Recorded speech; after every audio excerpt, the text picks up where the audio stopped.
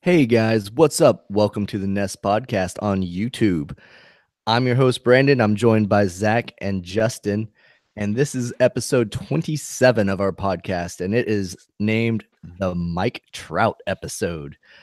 Um, we've got a lot that we're going to cover tonight. Just to give you a quick synopsis, we're going to talk a little bit about the Red Dead 2 challenges that are kind of tricky to get and kind of give some tips and pointers on how to accomplish those a little easier, I guess. We're also going to talk a little bit about baseball since spring training is right around the corner. We got pitchers and catchers reporting next week, so it's almost there. We're also going to recap the Super Bowl with Justin. He's an avid Patriots hater, and I'm a Patriots fan, so we usually have some pretty friendly banter back and forth. And the one thing that Justin and I do agree on is the University of Tennessee. And we're going to talk a little shit to all the other SEC teams about our college basketball team. So stick around and enjoy the show. Gentlemen, what's up? Hey. You had mentioned that baseball is obviously right around the corner. I'm pumped. I'm sure we've mentioned it, and if we haven't, Cards, as everyone knows, is my team. Picked up Paul Goldschmidt, which I don't know damn near anything about, but everyone is saying that he is one hell of a baseball player. So I'm super excited to see what he can bring. He was fantastic in Arizona.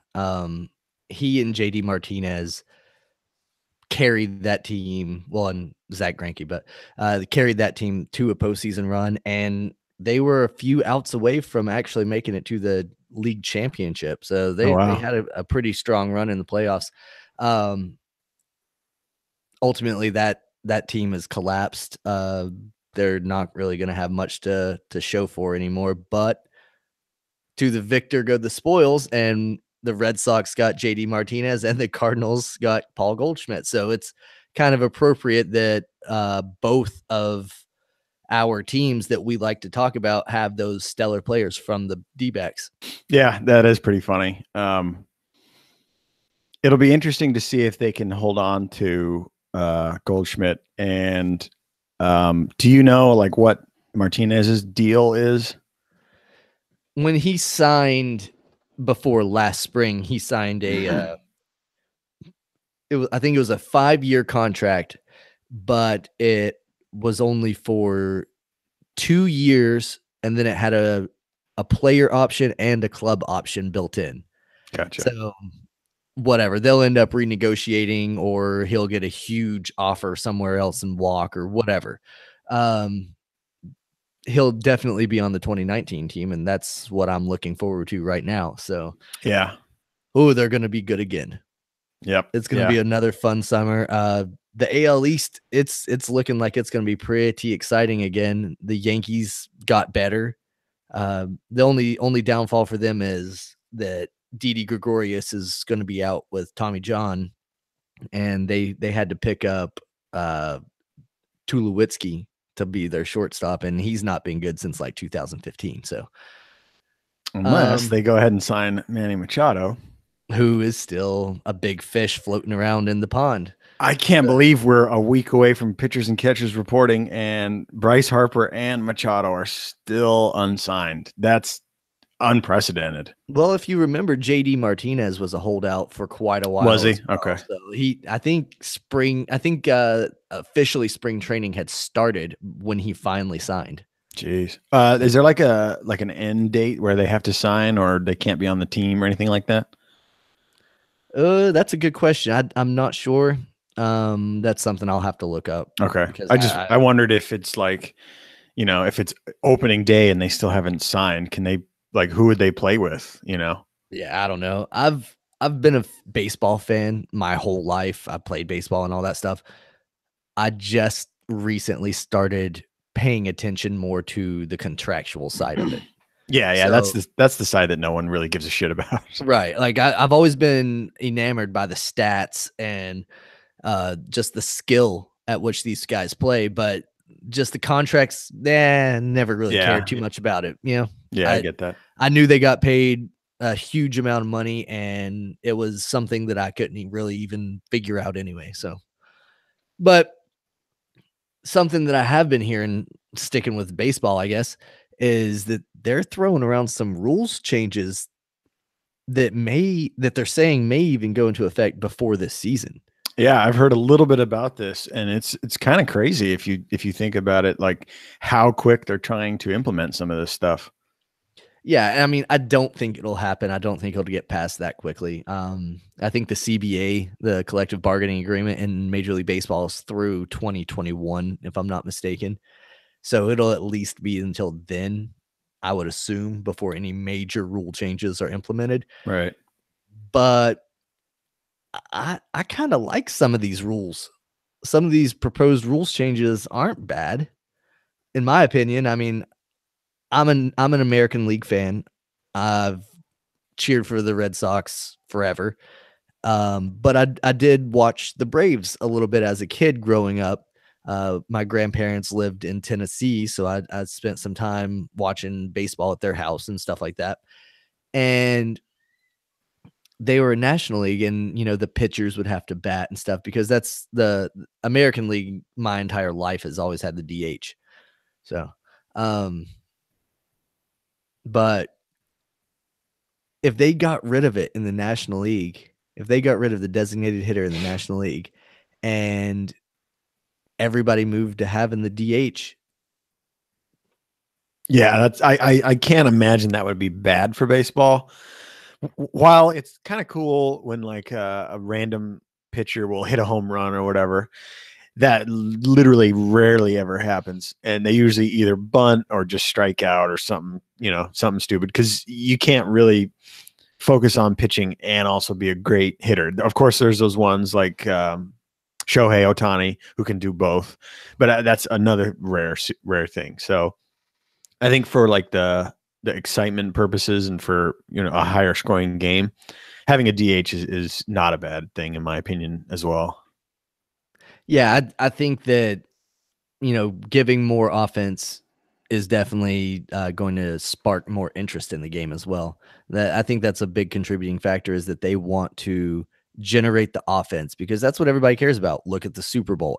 Everybody was bored to tears with the Super Bowl because it was a defensive game. There wasn't all the fireworks, the touchdowns, and all that stuff. Same thing in baseball. They want to see the home runs. They want to see the big hitters. Not everybody's like me and likes to watch a perfect game. Right. Yeah, I think for the average fan, especially, like, what would you rather see? Like, 10 home runs and whatever amount of stuff, or a pitcher get a no-hitter. Like, most people want to see home runs, but I agree with you. I think watching a pitcher do his thing is very special because just how hard that is, Well, and speaking of pitchers, that's not the only thing that they're talking about changing is adding a hitter. They're actually talking about making relief pitchers pitch a minimum of 3 batters. Oh, wow. So that would speed up the pace of play because now currently, you've got the system where they'll bring in a specific pitcher for a left-handed batter. Yeah. They call them lefty specialists. And then like he'll pitch to that one guy, no matter if it's the first, second, or third out, and then he's done. He goes and sits on the bench, and then the next guy comes out. And of course, that delays the game, makes the games even longer. And Manfred, the commissioner, that's something that he's really wanted, is to speed up the pace of the game. So that would accomplish that goal, in my opinion. Yeah, definitely. And then the last change that I've read about is that they're talking about lowering the pitcher's mound again. Oh, yeah. Yeah, I think we talked about that a while back.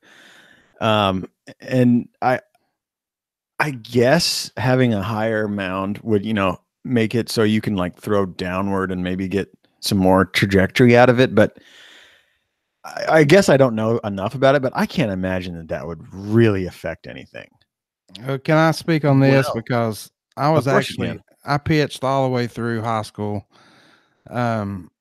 It does have a big impact. For example, whenever I pitched, the mound was basically just maybe 4 inches off the ground. It was a piece of rubber. They had a little bit of dirt so you could stride out in front of you. And that's how I learned how to pitch. Now, I went back here recently, and they have what they're basically like fake mounds in Little League. Like they're like something that's built in a factory or something. They put it in the middle, and that's what they pitch off of. And it's high up there like it currently is. And I was just messing around and wanted to throw a few to the catcher. And I literally about fell on my face the first time I threw on it because I wasn't used to that. And that's what these guys are going to have to go through. Because it's flat instead of like a hill or a mound, I guess. Why it's called a mound, because it's, a little elevated.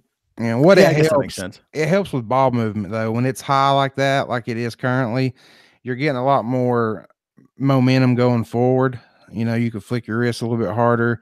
It kind of changes the way it's going to change the way every pitch is thrown. Even though it doesn't sound like much, it's going to change everything. Yeah, he's absolutely right. And historically in baseball, to give you another example, in '68, Bob Gibson torched the league.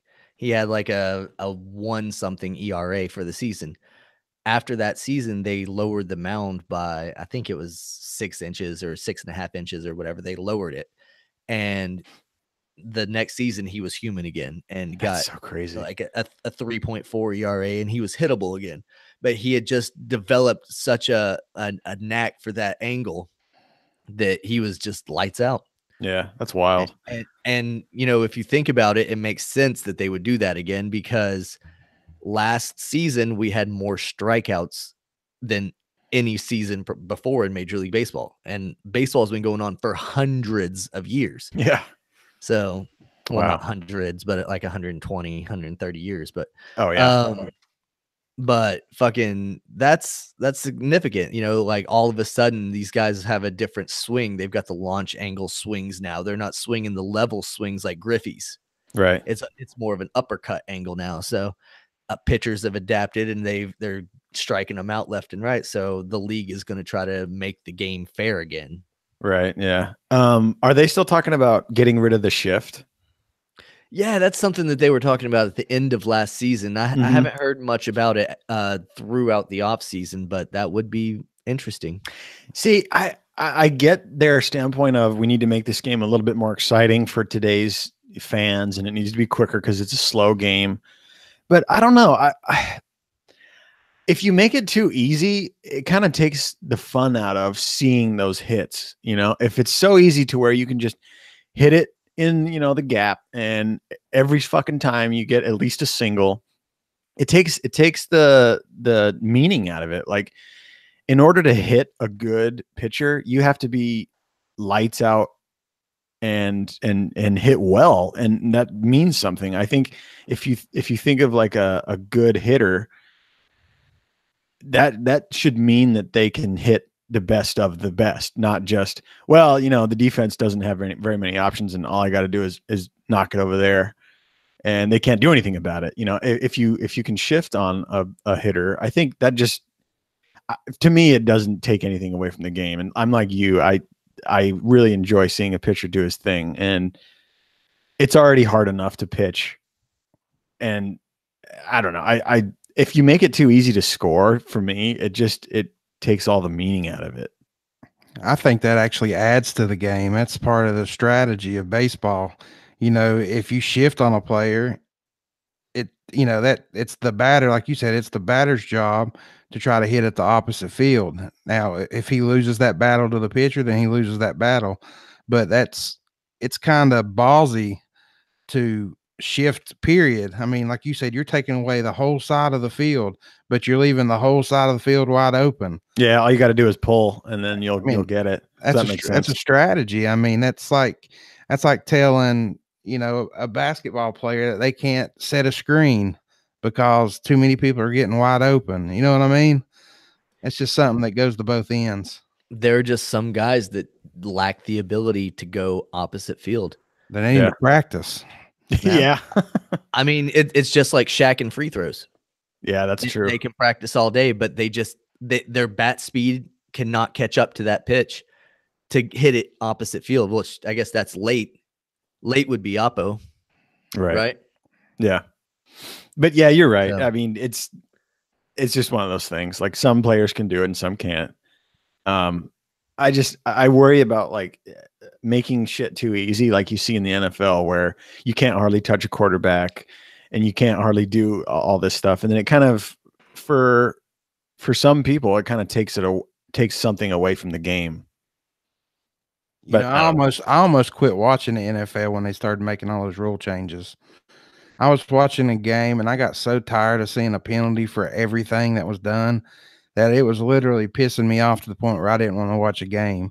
I got over that because you know how much I love football. Right. But it was just getting so boring to watch. I mean, it just wasn't the same. And they're coming back to where they were now, and it'll get better, I believe. And they saw that that wasn't a fix. Right. Yeah, you saw that from a lot of people that, you know, they were pissed off.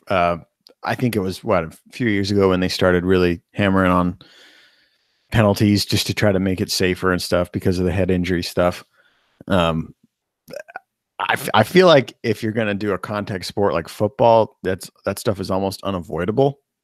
So now the one rule that I hate is where you can't land on a player, because I've coached football for 10 years and you teach a kid to wrap up, pull the legs out, and to drive your shoulder to the ground. That's how you're taught to tackle. So these guys have been taught to tackle this way their whole life. And then all of a sudden the NFL says, oh, you can't land on them. You can't land on a quarterback. That's complete. That's terrible. That's probably the worst rule change I've ever heard in any sport. Yeah. Yeah, so like you guys were saying about, you know, making the game too easy, and there needs to be a challenge in the game. There are challenges in Red Dead Redemption 2 that are fucking ridiculous. Have you run into any that have completely stumped you? Yeah. God, I just suck or they're really fucking hard. There's just like there's some that are like you. I haven't gotten there yet, but the gambler challenge that you were telling me about, where you have to, on blackjack, you have to hit 3 times and win and do that 3 times. Like, what? Yeah. With that, you know, obviously it's a video game, so it's all RNG based anyway. So it's fucking bullshit. This isn't really a challenge. It's just luck. Yeah. But, you have the option to choose your bets. So bet the minimum and hit until you bust every time until you get it. That's basically what I'm going to do. But the only difference is I don't know which seat to choose. I think that plays a part in your does luck. It really? Interesting. Just in your luck. You could either be the first chair, try to get the first chair, so that you will be the first one to get the cards, so that all the other cards aren't used up, like all the 2s and 3s and stuff aren't used up by everybody else. And then you hit, and hopefully you just get a string of low fucking cards, or you sit in the last seat so that you see that everybody else has gotten all the high cards and you know that you can bet safely on the low cards. That's crazy. So it's 2 different strategies, I guess, or schools of thought, but it's doing the same thing no matter what seat you're in. But yeah, it's just if you want to be more cautious and see what happens. I guess the only difference is you have to watch everybody else play before you get to play. So yeah, the most recent ones that I was trying to work on are the it's not is it marksman? What's the gun ones? The sharpshooter. Sharpshooter. What's the other one? Gun master or something like that. Weapons expert. Is Master that it? Hunter? Weapons expert. Is that one? Weapons expert. Yeah. Yep. Okay. So, that's the one where you have to do like 5 or whatever throwing knife kills in 10 seconds or something. That one was pretty intense for me, just because like it has to be enemies also. Like it can't just be random people. Like they have to be like actively trying to kill you as well. So what I ended up doing was going to the Cornwall like oil station there, just because that was like the closest place where I could kind of get a massive enemies quickly. That's also a good place to get stagecoaches and take them over to the fence. Yeah, for one of the stagecoaches the bandit. Yeah, Bandit. For yeah. the ones that have the oil like tanks behind them, you get like $50 for each one of those, which is pretty damn good for a simple little mission like that. So anyway, let it be known that the fucking Cornwall guards will fuck you up. Like they start sending like 10, 15 guys immediately. So I don't recommend going there to do any of that. Yeah, that they do present quite a bit of a challenge, but that's good for the challenge that you have to disarm 3 enemies. Yes. Without reloading your gun, because you have so many enemies, you can dead eye and then target so many different guys and try to shoot the guns out of their hands. There's also a dead eye one, or another one where you have to shoot the hats off of their heads. Oh geez. So yeah, there are a few pretty tricky ones that just get a bunch of enemies in a gang like that, go dead eye, and just try to knock everything off. Mm-hmm. Yeah, and this is another one of those things where I didn't even attempt one on my last playthrough, and now you and I both have kind of made it a goal to like complete all this extra shit that we didn't do last time. Yeah, I mean, it's in the game for a reason. Like, it unlocks cosmetic shit, but it's all cool. Just like going around and finding those rock formations, all you really get in the end is that statue and some outfits and stuff. Yeah, yeah. Do you finish the petroglyphs one, right? Where you go to that guy's house. Yeah, that's the rock carvings. That I said formation, yeah, but yeah, whatever carvings. Yeah, same shit. You go to his house. That one's interesting because like it starts out as this guy who's like making a map of all these formations, or carvings, whatever. And he's a regular like man, and then you finish it, go back to his house, and like a woman with a baby answers the door, and you're all confused, like, was your husband here? And no, he died. And like, and you say his name, I can't remember his name, but the lady's like, this baby is that guy. And it's kind of funny. And the premise is that he somehow found like the key to time travel by like putting all these carvings together. And Arthur is just walking away like, what the fuck was that? Yeah. Did you pick up the compass that's in there in that house? Oh, I didn't know there was one in there. I think you can go back. You might be able to go back and I'll get go it. rob that fucking place. Yeah. Yeah. So that compass lets you create a talisman. I can't remember the effect that it gives you, but that's like literally the only way you can get that talisman, which is funny. Oh, okay. Yeah, I'm gonna have to go back in there and try to find that place again. Yeah. And then awesome. Of course you got like the dinosaur bones and all those little, and the dream catchers and all those shit. Which the dinosaur bones you can't even complete as Arthur.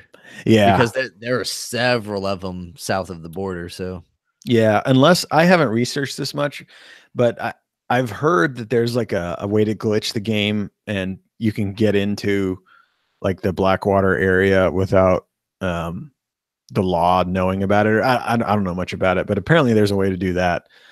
But yeah, I don't like that the game made it to where certain things are basically only doable by playing as John. They made it that way so that you would play as John. Yeah. Otherwise, after the epilogues, you're like, well, I'm fucking done. Right. Yeah. Which honestly, I was done anyway. Like I didn't want to do anything else as John, really. Like it's cool to see that side of the game, but when I was done with it, I just was like, okay, I know how this goes. I just want to get back to chapter 3. Yeah. In hindsight, like I wish I wouldn't have started all over and gotten to chapter 3. I wish I would have just had a save point there that I went to and just was like, okay, this is good enough. Yeah, definitely. But you know what? It is what it is. I'm glad that I've ran it back through to this point. But I think I'm at a point now where I have to further the story to get more stuff. Oh, wow. You got all the animals and all the fish and everything? I haven't done the fish yet, but it's not as fun to go fishing by yourself. Yeah. That's our like thing is whenever we play online, we just go fishing the whole fucking time. Because we just shoot the shit and fish and try to catch the muskie and stuff like that. Mm-hmm. Oh, it's fun as hell. It's so fun. The legendary fish, a couple of them can pose a really big, like they fight the fuck out of you. The one I can think of mostly is the one in Owanjilla. It's the I think it's the salmon, like that red salmon, sockeye salmon. It's gigantic and it fights so hard. Like it's rough. And there's a couple others that are huge that just fight the hell out of you. So yeah, it's fun for sure. But like you said, yeah, it's definitely not as fun as fishing with your buddy. Yeah. And another challenge that I just thought of that we were actually texting about is the kill an enemy at 80 feet or whatever with the tomahawk. Mm-hmm. And you were like, how did you do that? And I was like, well, I just hogtied the guy and then started chucking axes at him. and it turns out that was a fucking brilliant way to do it, because like I've tried to do it since then, like kill people from like a distance with those things. And if they're moving, it is hard to hit them with a tomahawk. Yeah. Yeah. I was thinking like, I guess you could maybe try to find somebody like sitting down or like just standing still somewhere and just guess where 80 feet is. But that was a much better idea than what I had. Yeah, it worked. I got it quickly and I was like, all right, next one. Like, I don't know. Yeah. So I saw online somebody was having difficulties with the birds of prey challenge. Oh yeah, I completed that one pretty easy. Yeah, there's always an eagle sitting on the bridge near Riggs Station that's over that big canyon or whatever. So anytime you want to kill an eagle or need to kill a bird of prey, there's one sitting right there. Yeah. I think it's a golden eagle. So even if you're patriotic, you don't have to, like hold your heart and cover your eyes as you do it.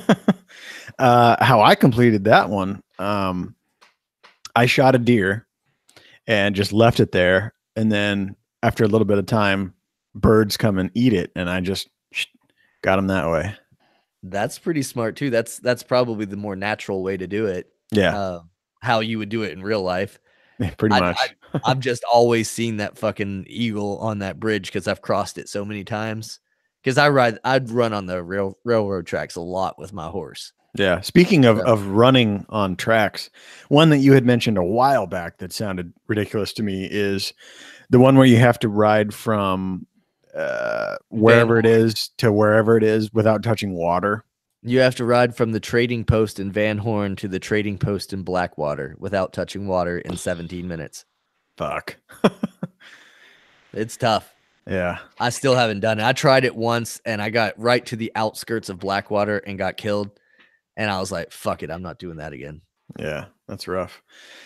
Justin, are you still playing that game at all? Or yeah, the kids have got me a little bit on Fortnite, but I'm really stuck now on NBA 2K19.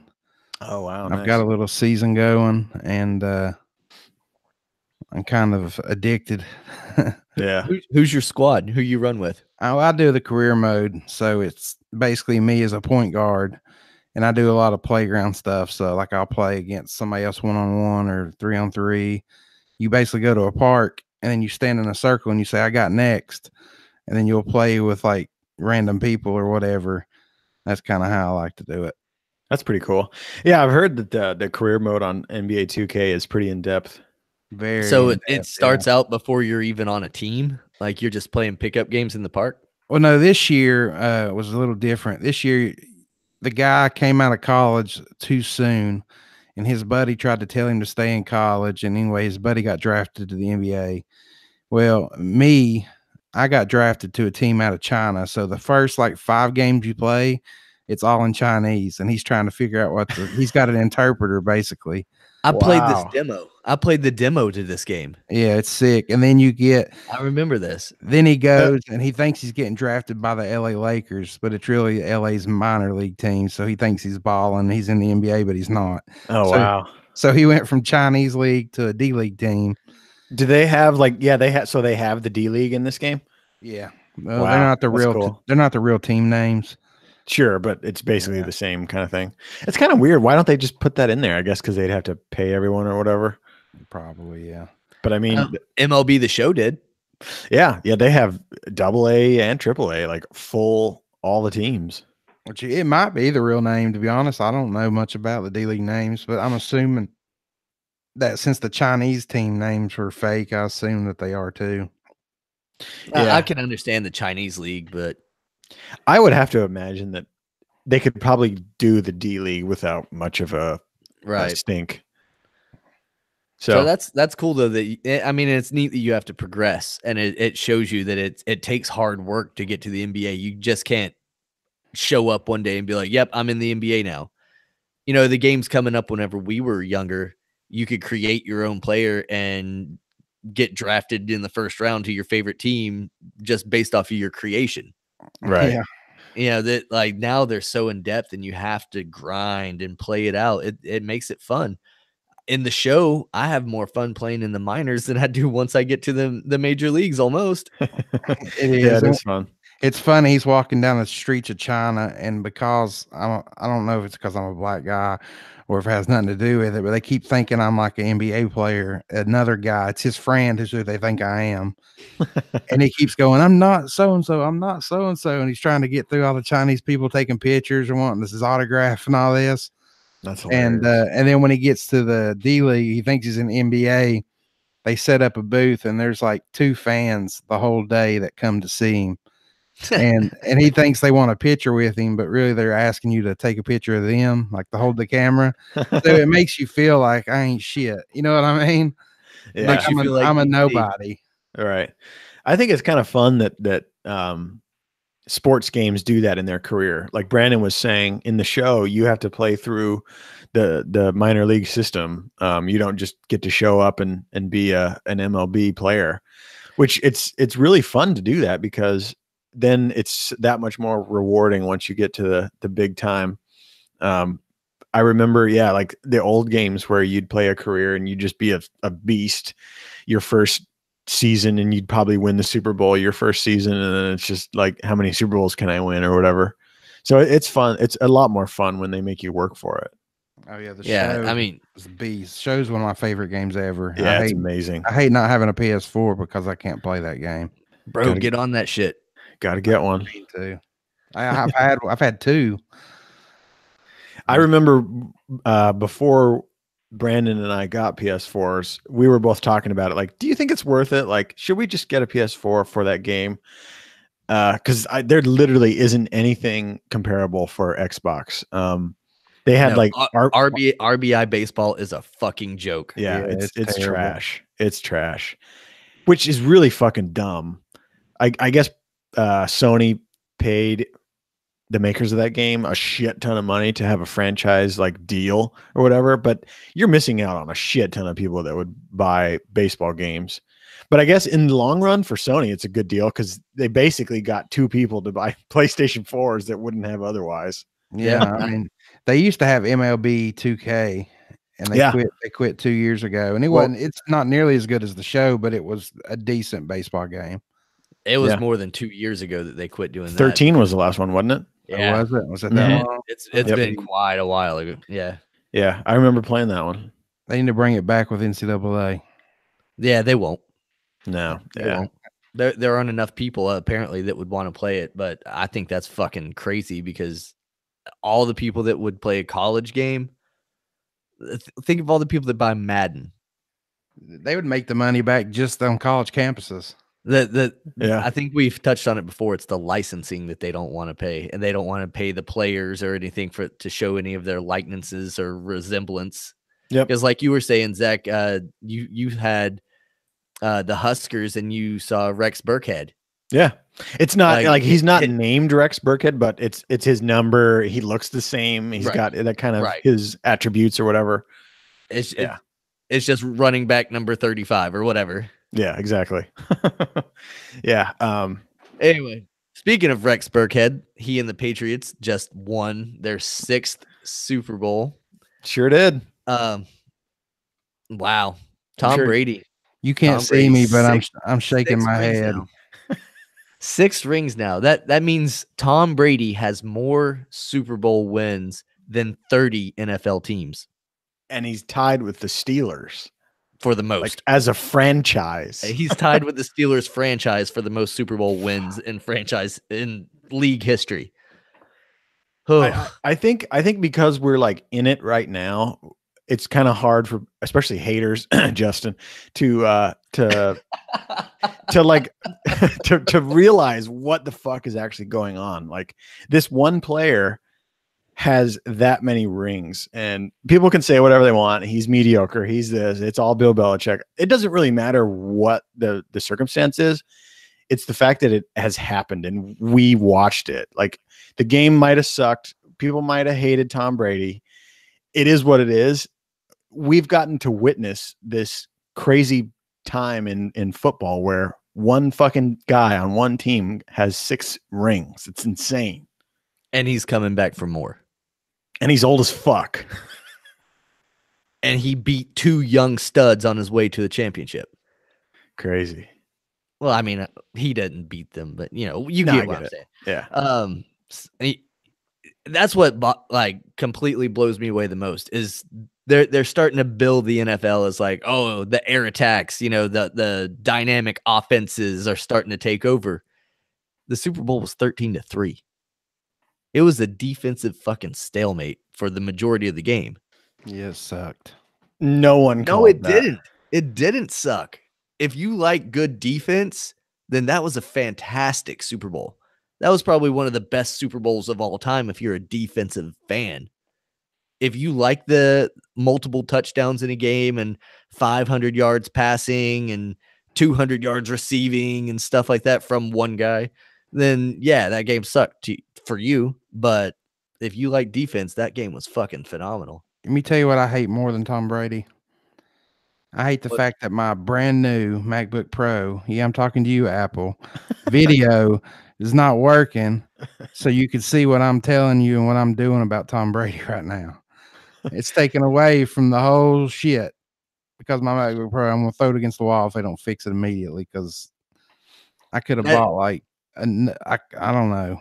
It is bullshit that you just bought that computer, what, a month ago? Yeah, $1,500 computer and I can't get a picture. Yeah, that is bullshit. You can't see me flipping you off or nothing. Nope, not one bit, but I can do it to you. It's probably better for us on this end that we don't. Yeah, see you probably. And your rage against the Patriots. Just use your imagination as you talk about it. For our listeners, they've grown accustomed to having Justin on here, and they know week by week that he does not like the Patriots. He hates that he comes on our show and talks about the Patriots so much. I think every fucking episode. Yeah, it's been like 3 months, dude. I think he hates that part, but I love that on his podcast, he's always talking mad shit about him. So, I mean, even when he's not on here, he's talking about him. That's true. I remember, I think it was your first episode where you were like, yeah, I have to hear about the Patriots beating the Falcons every fucking week on the Nest podcast. Yeah, it's every week, man. Oh, shit. Just like you notice they showed that picture of the big smile on his face wearing the 28-3 shirt. You notice you didn't see a picture afterwards? That's true. You didn't see the after shot of that, did you? No, he's done. He's gone.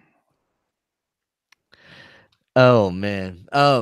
Getting back to the Super Bowl recap, there was not much offense in the game, but yet an offensive player still was the MVP of the game. Did you agree with that, or did you think it should have gone to somebody onto the defense? It should have gone to the offensive line of the Patriots. Okay, just for keeping Tom Brady getting sacked once in the entire playoffs. That's true. I mean, they definitely deserve multiple steak dinners and maybe some fresh lobster tail and maybe some fresh split tail. And in a car, a little melted butter there, just a little bit of everything. Because they did a phenomenal job. They kept Tom Brady safe for the entire playoffs. Like you said, 1 sack, and it was in the Super Bowl against the Rams pass rush. Last week, I said that was the one thing that worried me was their ability to be able to get through the line and get to Tom Brady. They got to him once. You're right. That is an MVP job, Justin. But it's hard to justify giving an MVP trophy to 5 people. Isn't that crazy though? That like, no matter what happens, an offensive lineman will never get any kind of award like that. Like, just absolutely never will that happen. And yet they're almost the sole reason that the Patriots won. Like, not literally, because obviously Tom had to throw those balls and Edelman and everyone else had to do their part.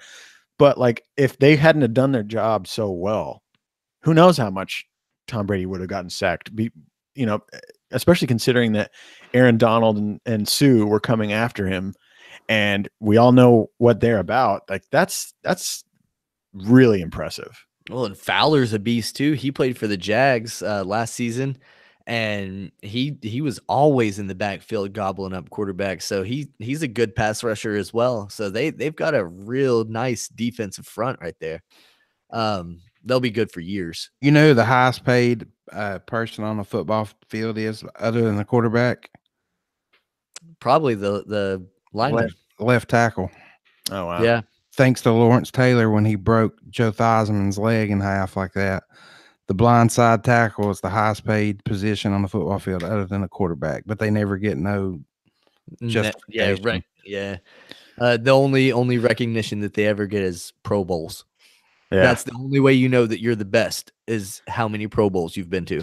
I wonder if it's almost kind of better that way, because whereas Tom Brady can probably never go to like a mall or never do anything normal, if you're a like star offensive lineman and you make how much ever, you can go anywhere. No one knows who the fuck you are. So I wonder if that's like, they just think you're a really big guy. Yeah, like, because God damn, he's giant. Their size stands out. Sure, that's what people notice about them, is like, whoa, that's a huge bitch. Right. But they don't have any notoriety though. Right. I wonder if that's kind of a blessing. It might be. It might be in a way, if they're not seeking attention. Sure. Yeah.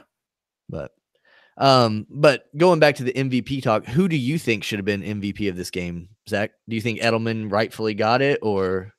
Yeah, I would say him more so than anyone else, really. Okay. Just because his route running was really something else. I remember you and I were texting about that one catch that he made, and I was under the assumption that they just blew the coverage or that they fucked something up. And you pointed out, like, no, he juked them out of their shoes and just took off. And I kind of realized, like, yeah, you're right. And he fucking just turns it on people. It's crazy. Yeah. Yeah. His ability to create space was definitely on display in the Super Bowl.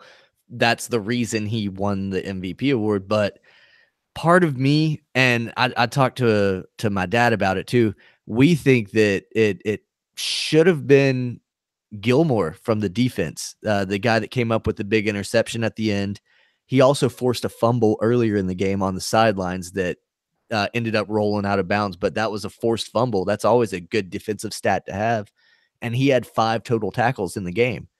So he had a pretty nice defensive game, to include ultimately the game winning interception, the game sealing interception. So yeah, I think that's another thing. It's hard for defensive guys to get stuff like that too.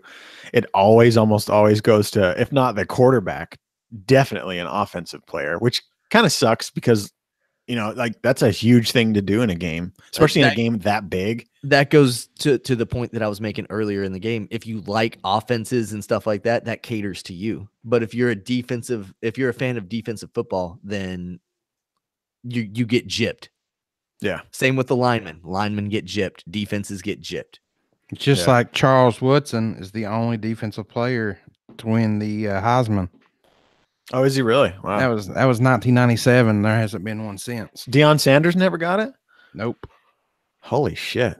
If he did, he played both sides of the ball. That's true. Yeah, that's true. Are you talking defensive player? Are you talking about a league MVP or the Super Bowl MVP? I was talking about Heisman in college. Oh, Heisman. Okay. I'm sorry. I missed that part. Yeah.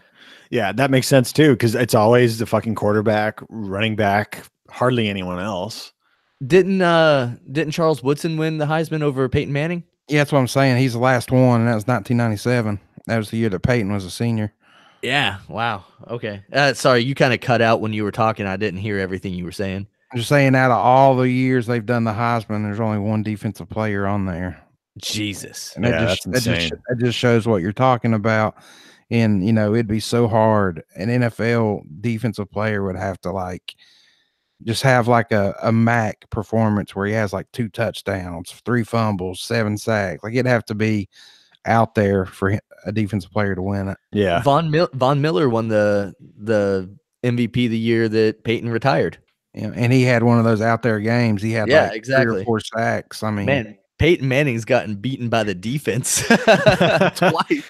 I bet he hates defense, man. Holy shit. It's okay. He won the biggest forehead award in the locker room. Well, him and LeBron James need to have that competition. Yep. That's funny. Well, He went to Tennessee, right? Peyton Manning did? Yeah. Oh, yeah. Sure did. Where did Eli go? Ole Miss. Yep. Oh, yeah. That's where their dad went. That's where Archie went. Gotcha. We didn't want his ass.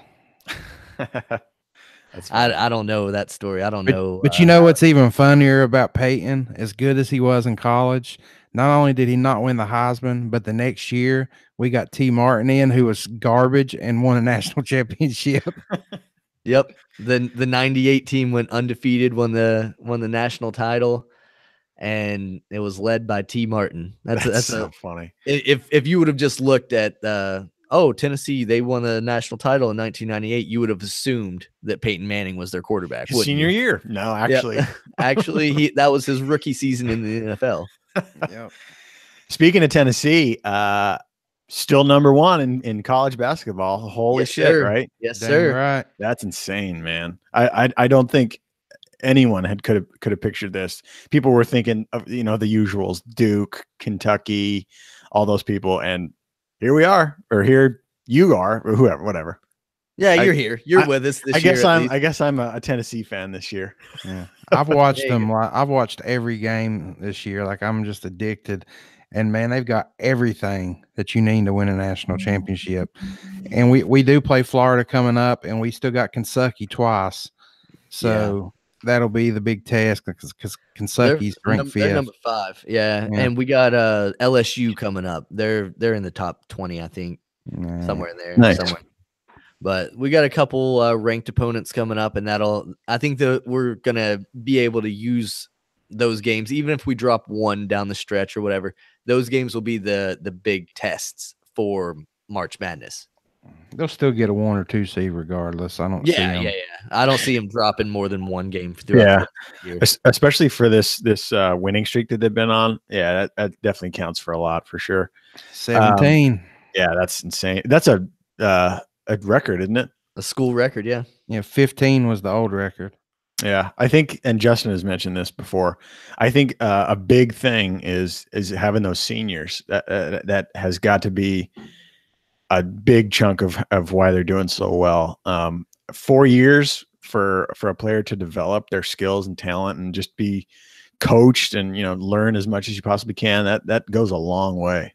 To that point, Tennessee coach Rick Barnes, I was listening to an interview with him, and he said that in regard to their last game, that they've really come together as a team, and that he wished the reporters could have been in the huddle with him because he didn't have to say a word. His team was saying what they needed to do, and it was exactly what he wanted them to do.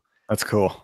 Yeah. So he was like, yeah, they know how to play with each other. They've got the chemistry on the court. They trust one another. They're the real deal. There's something special on the court when they step out there. Hey, can I tell you, I mentioned seniors, and when I mention that, I'm just referring to Admiral Schofield, where he's the leader, the senior leader. Tennessee, they'll be back next year, buddy. Grant Williams is a junior. Lamonte Turner's a junior. Jordan Bone's a junior. They've only got 4 My man, seniors. Bone Thugs. Yeah, they've only got 4 seniors on this team. If they don't go to the NBA, if Williams don't go to the NBA or Bone, dude, it'll be just as tough next year. Yeah, that's true. I could see Grant Williams going to he needs to the NBA after this year, but come back and win SEC Player of the Year 3 years in a row would be pretty impressive. Yeah, I thought Schofield was gone. He came back, so you never know, man. That's true. If they make a run and they're close. And they're going to make a run.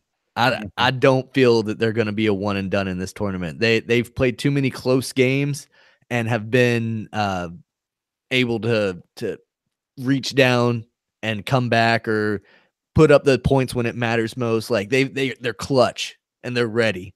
Yeah. They don't let the moment get to them. You know what amazes me is Bone. You know, we Bone Thugs. Bone. But dude, his speed, where he's so fast and he's so explosive. I watched him play South Carolina, and he literally walked all the way down the court and laid the ball in because the defensive guy was so frantic thinking he was going to pass it off. Where he blows their doors off every play, he walked the damn ball in for a layup. And I was just like, oh my God, this guy's the truth. That's it. Well, that, and he has so many weapons that he's used to just dishing out to, you know, and the defenses are like, oh, he's giving it to Williams. Like, don't give him the lane. Yeah. Fuck, he'll take it. He can score the ball too. That's what's awesome. Yeah. Everybody on that team can hit threes. Everybody on that team's got a beautiful mid range. Man, they got everything. They don't have any weaknesses. Well, and like Williams went 23 for 23 from the free throw line the other night. Like, shit, man, these guys. Unheard of. They're good. They're impressive. Stay tuned. That may never happen again. Not only is it hard to get 23 damn free throws in one game, but 23 out of 23 may never happen again. Right. Yeah, I told my buddy at work that he went 23 for 23, and he said, "God damn, he was at the line that much." That's funny. Yeah, so to that point, it's hard to get on the line that much, but yeah, to hit him on top of that, Jesus. And what's crazy too is like the shift in college basketball. The talk, months ago was Zion Williamson is the next fucking crazy, and they've kind of petered out. He's still a freak. For sure, still a freak. But that team is kind of like, at least in the media, has kind of petered out, and Tennessee is just like, holy shit, we can't believe this team is number one, actually winning games and shit like that. So, yeah. Not only is Tennessee dominating basketball world, but our recruits are dominating the football world. Tennessee's coming back, baby. I was just about to mention the 5-star recruit that signed today. Daryl Wright. Bring it on, baby. Oh my God, dude. I would say by the end of signing period, we'll be a top 3 class. Is it Daryl or Darnell? Darnell Wright. Darnell. This is him. Yeah. He's a monster, dude. Yeah, dude. And add that to the, we talked about him December. Shit. Mm-hmm. We talked about him in December whenever they got all those signings, like right around Christmas time. And we were like, holy shit. Like, they're going to be good. They're going to be good. There have been so many commits that have walked away from Miami. Have you realized that? Miami and Michigan, man, something's up. I read something pretty interesting about the Miami. I don't know how it factors for Michigan, but if you pulled all of the commits that have left Miami, they would be the 30th best draft class right now. Jesus. Yeah. Like, that's not counting the ones that have stayed there. That's just the ones that have walked away. They would be the 30th best in the nation. Wow. And they're dispersed all over the place now, but holy fuck, they've lost a lot of talent. It could be something too. Like, Miami's always in trouble, man. Like, they're always can't play in a bowl game, or something's always going on. That, where I was thinking about Michigan, their coach possibly going to the NFL. We discussed that. It might be on Miami side that, maybe they're under investigation or something's going along those lines, because it happens yearly with Miami. That's true. Yeah, I have no clue. It would be interesting. If anybody out there knows, feel free to hit us up on social media. We're Instagram, Facebook at the Nest Podcast. Guys, do you have anything else? No. Can't wait for baseball season. Oh man, it's like 50 days from the date of the 50 days from Saturday, I think. Do you know what comes before that? March Madness. March Madness and the NFL draft. NFL draft is after that, isn't it? Yeah. I was thinking of something. Yeah. I'm saying NFL draft is like May. Yeah. April or May. It's the end of April. End of April, yeah. All right, so we'll have you on, and we'll talk more basketball for sure around March Madness, and we'll have you come back around draft time and stuff like that. So this isn't the last that our listeners are going to hear of Justin. No. And we definitely recommend, if you want to keep listening to Justin, go check out his podcast. Justin, let everybody know where they can find you. Yeah, guys, it's been a pleasure. I really appreciate it. Can't wait to be back. You can find us on Into the Woods, spelled just how it sounds, Into the space Woods. You can also find us on Facebook. Instagram is coming shortly, but check us out. We do a variety of things. Like we had an interview with a guy that does a professional photographer. Last week we had an interview with a referee, and we've got a lot more interviews and a lot more topics coming up. So we'd love to have you. Awesome. Yep. Go check them out. Support them. Support other podcasts, man. We're all out here doing this, trying to put this stuff together to try to just entertain you. So if you hate Tom Brady like Justin does, he's got a home for you. I'm sure he'll get a lot more fans than we do. And if you hate him as much as me, let me know. I'll set up an interview and we can talk about it a whole episode. The Tom Brady hate episode. Yep. Nice. I'll just auto delete that one. All right, guys. Thanks for tuning in. See you next week. See ya.